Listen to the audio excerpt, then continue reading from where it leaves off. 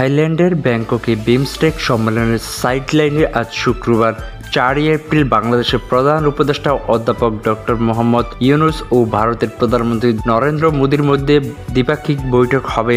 12:10 Shangri-La হোটেলে এই বৈঠক অনুষ্ঠিত হওয়ার কথা রয়েছে। গতকাল বৃহস্পতিবার 3 এপ্রিল রাতে গণমাধ্যমকে এই তথ্য নিশ্চিত করেন প্রধান উপদেষ্টা প্রেস সচিব শফিকুল আলম। সংবাদ মাধ্যমকে তিনি বলেন, বাংলাদেশ ও ভারত দুই দেশের সরকার প্রধানের মধ্যে আগামীকাল শুক্রবার বৈঠক হবে। তিনি জানান, ব্যাংকে আজ বৃহস্পতিবার বিমস্টেক সম্মেলনের নৈশভোজে দুই নেতার সাক্ষাৎ হয় এবং তারা কুশলাদি বিনিময় করেন। নৈশভোজে উভয় নেতাকে বেশ কিছু সময় ধরে ঘনিষ্ঠভাবে কথা বলতে দেখা গেছে। অন্তর্বর্তী সরকারের দায়িত্ব গ্রহণের পর এই প্রথমবারের মতো অধ্যাপক ইউনূসের সঙ্গে নরেন্দ্র মোদীর বৈঠক হতে চলেছে।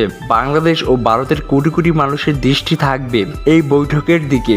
দুই প্রতিবেশী দেশের রাষ্ট্রপ্রধানের মধ্যে রাজনীতি, অর্থনীতি, পাশাপাশি ভারতে পালিয়ে আশ্রয় নেওয়া বাংলাদেশের সাবেক প্রধানমন্ত্রী শেখ হাসিনাকে ফেরত পাঠানো নিয়ে আলোচনা হয় কিনা তা জানার আগ্রহ সবার। প্রসঙ্গত, বঙ্গোপসাগরীয় দেশগুলোর আঞ্চলিক সহযোগিতা জোটের বিমস্টেক শীর্ষ সম্মেলন উপলক্ষে অধ্যাপক ইউনূস ও নরেন্দ্র মোদী বর্তমানে ব্যাংককে অবস্থান করেছেন।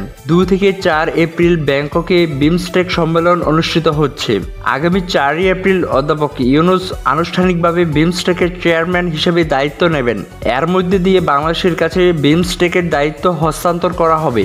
ওই দিনই 4 এপ্রিল প্রধান উপদেষ্টা ঢাকার উদ্দেশ্যে রওনা দেবেন। স্বাধীনতা টিভি বাংলা, ন্যাশনাল ডেস্ক।